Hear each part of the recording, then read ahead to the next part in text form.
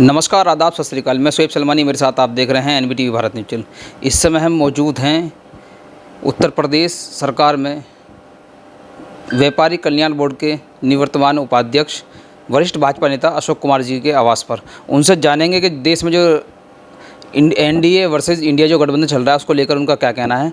पूरे उनसे बात करेंगे, चर्चा करेंगे उनसे। धन्यवाद। देखिए सलमानी जी, विभिन्न प्रकार की विचारधाराओं वाले नीति विहीन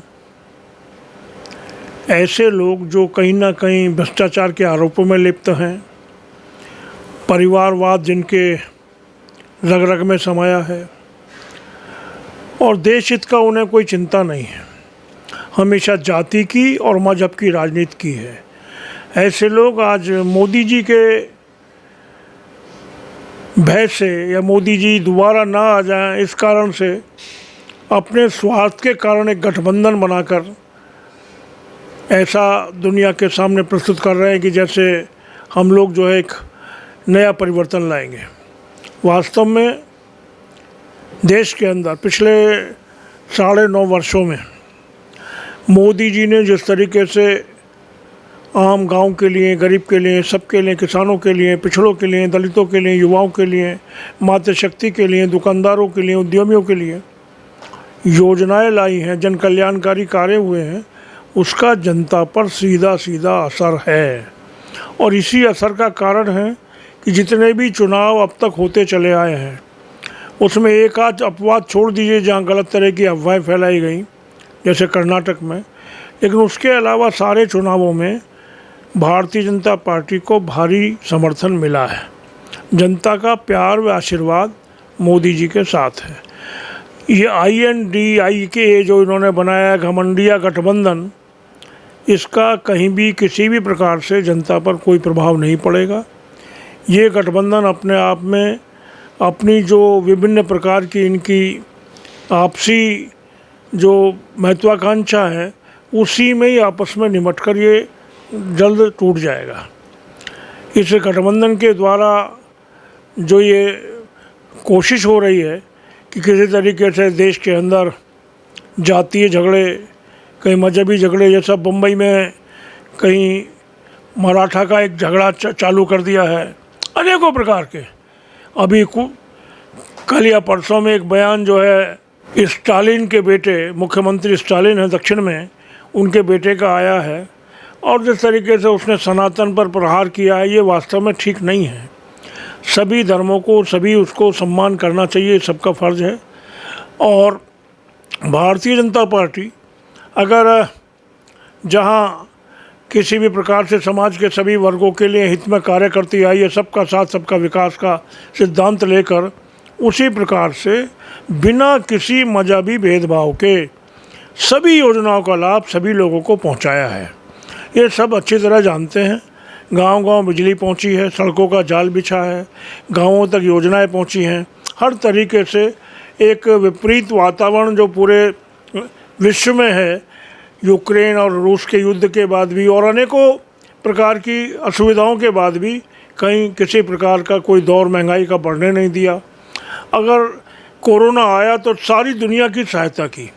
220 करोड़ लोगों को, अपने लोगों को निःशुल्क वैक्सीन देना, उनको कोरोना से बचाव करना और उसके बाद भी सारी दुनिया की सहायता करना, ये मोदी जैसा विश्व का नेता ही कर सकता था। आज मोदी जी का विश्व में टंका है। G20 का आयोजन हो रहा है। G20 का आयोजन भारत के लिए बहुत ही गौरव की बात है। और इतना नहीं, अभी तो हमारा जो चंद्रयान आज जो है आसमान से, चंदा से जिस तरीके की खबरें भेज रहा है, जिस तरीके की जानकारियाँ भेज रहा है, सारी दुनिया उसे देख रही है। भारत के लिए बहुत गौरव की बात है। सूर्य की तरफ भी हम बढ़ गए हैं, ये भी शुरुआत हमने की है। तो एक भारत, शक्तिशाली भारत, सशक्त भारत, समृद्ध भारत, सबका भारत, एक ऐसा भारत जो विश्वगुरु भारत हो, ऐसे भारत के, विकसित भारत के लिए हम लोग काम कर रहे हैं। और 2047 तक जो लक्ष्य है मोदी जी का, हम एक विश्वगुरु के रूप में पूरे दुनिया का मार्गदर्शन करेंगे, ऐसा हमारा विश्वास है। वैज्ञानिकों की सफलता को अपनी सफलता बता रही है भारतीय जनता पार्टी, ऐसा कहना है विपक्ष। ये आपकी बातें ठीक नहीं है कि वैज्ञानिकों की सफलता, वैज्ञानिक हमारे देश के हैं और वैज्ञानिकों को जो प्रेरणा मिलती है वो सत्ता के गलियारों से निश्चित रूप से उनको अगर बढ़ावा मिलता है, उनको अगर साहस मिलता है तो दिया जाता है। मोदी जी ने जिस तरीके से चंद्रमा पर जैसे ही यान पहुंचा, वैज्ञानिकों को बधाई देने खुद पहुंचे। एक ऐसा प्रधानमंत्री देश को मिला है जो प्रत्येक का सम्मान करता है और वैज्ञानिकों का भी सम्मान है। हमें अपने वैज्ञानिकों पर भी गर्व है, अपने देश के प्रधानमंत्री पर भी गर्व है। अभी तक आपने देखा होगा कि एनडीए ही जो है बड़े गठबंधन के साथ लड़ती थी, मगर अब इंडिया भी जो है 28 पार्टी को लेकर बड़े गठबंधन के साथ चुनाव लड़ेगी। ये नुकसान का कोई सवाल नहीं पैदा होता। जो आमने सामने का चुनाव होगा उसमें वोट का परसेंटेज जो बढ़ेगा, भारतीय जनता पार्टी 55 से 60% मत कम से कम प्राप्त करेगी, 370 से अधिक सीटों पर विजय प्राप्त करेगी। ये भारतीय जनता पार्टी के लिए आने वाला चुनाव एक बहुत ही उत्साहवर्धक चुनाव होगा। और जैसे धीरे धीरे भारतीय जनता पार्टी राष्ट्रवाद के पथ पर बढ़ते हुए देश के लिए चिंता कर रही है। आप देख रहे हैं कि कुछ ही समय से आपके बराबर में पीओके है, उसमें भी लोग जो है भारत में मिलने के लिए उत्सुक हैं। आज सबको लगने लगा है कि भारत में प्रधानमंत्री मोदी ने देश के 140 करोड़ देशवासियों की सेवा की है, उनका सम्मान बढ़ाया है।